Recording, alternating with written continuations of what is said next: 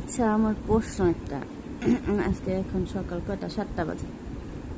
আমি ফেসবুকে ঢুকছি, ঢোকার পরে দেখলাম যে আগের তেনারে দরকার, ঠিক আছে। এখন বিষয়টা হইতেছে, ভাই, একটা সংসারে যদি ধরেন বাবা মার কর্তব্য থাকে, যদি 5টা সন্তান থাকে, এখন 5টা সন্তানে যদি অপরাধ করে, সেটা কি বাবার দায়ভার এটা, নাকি যে দুষ্টামি করতেছে তারই অপরাধ? এই ডাকাতি হইতাছে ইউনুসের, ইউনুস দায়ী ডাইরেক্ট। আমি যেটা মানে কখনো বলি না ডাইরেক্ট নাম, এখন বললাম ইউনুসের সমস্যা। হ্যাঁ, বউ জামারে মাইরা ফলাইতেছে, ইউনুসের সমস্যা।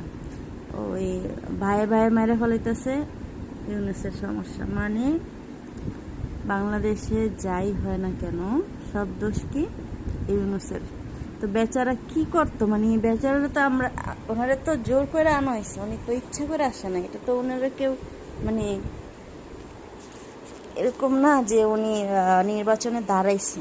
ওনারে কিন্তু ওই সময়টা দরকার ছিল, বিধায় উনি একজন মানুষ বাংলাদেশের ভিতরে যে কিনা ভালো ছিল, এর জন্য দেওয়া হয়েছে তার যোগ্য স্থানে।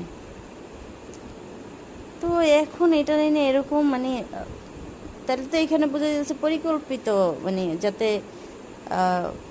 এই ধরনের ইয়ে দাঁড়া করাইতে পারে। আমার তো এখন তাই মনে হইতেছে,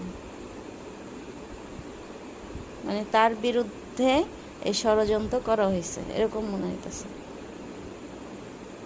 কি আজব আজব বাংলাদেশে আমরা থাকি, যেখানে শোকের মাধ্যম থাকবে, একজনের পাশে একজন দাঁড়াবো, এটা না কইরা আমরা কি করতেছি, সরকার সরাইতে হবে। বেচারা বলছে 1 বছর পরে, ক্লিয়ার করছে যে 1 বছর পরে দিতেছে।